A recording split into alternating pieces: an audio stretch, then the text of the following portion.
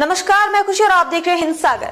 आइए नजर डालते हैं आज की बड़ी खबर पर। उत्तराखंड के जोशीमठ में स्थित उत्तरामणाय ज्योतिष पीठाधीश्वर जगत गुरु स्वामी अविमुक्तेश्वरानंद सरस्वती ने मनुस्मृति पर कांग्रेस नेता राहुल गांधी के बयान को लेकर उन पर निशाना साधा है।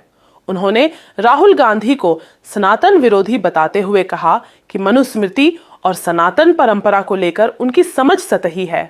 कांग्रेस नेता को कोई भी बयान देने से पहले मनुस्मृति का गहन अध्ययन करना चाहिए। स्वामी अविमुक्तेश्वरानंद ने कहा कि पुणे में राहुल गांधी द्वारा हिंदुओं के प्रमुख धर्मशास्त्र मनुस्मृति और सनातन सांस्कृतिक विचारों को लेकर दिया गया बयान उनकी अज्ञानता, सतही समझ और सनातन परंपरा के प्रति दुर्भावनापूर्ण सोच को सामने लाता है। उन्होंने आरोप लगाया कि राजनीतिक लाभ हासिल करने के लिए धर्मशास्त्रों के श्लोकों को उनके मूल संदर्भ से हटाकर प्रस्तुत किया जा रहा है। उन्होंने कहा कि किसी भी प्राचीन ग्रंथ को समझने के लिए उसके पूरे संदर्भ और शास्त्रीय अर्थ को समझना जरूरी है। सिर्फ किसी एक श्लोक या पंक्ति के आधार पर पूरी परंपरा के बारे में निष्कर्ष निकालना उचित नहीं है। पिता रक्षति को मारे श्लोक का दिया उदाहरण।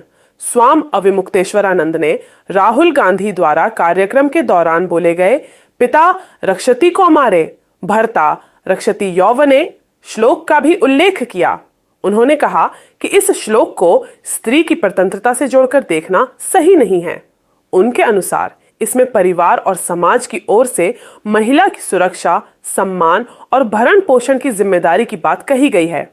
उन्होंने संस्कृत व्याकरण का हवाला देते हुए कहा कि यहाँ रक्षति शब्द का अर्थ रक्षा करना और सुरक्षा देना है।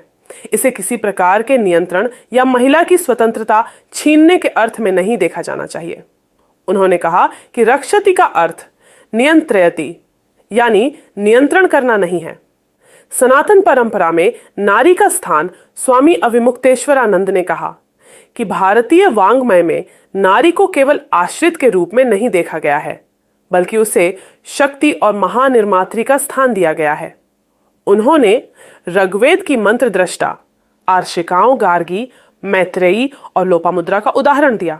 उन्होंने कहा कि भारतीय परंपरा में यत्र नार्यस्तु पूज्यन्ते रमन्ते तत्र देवता जैसे विचारों के माध्यम से नारी के सम्मान को महत्वपूर्ण स्थान दिया गया है। उनके मुताबिक सनातन परंपरा अधिकारों के संघर्ष के बजाय परस्पर पूरकता और सम्मान की भावना पर आधारित रही है।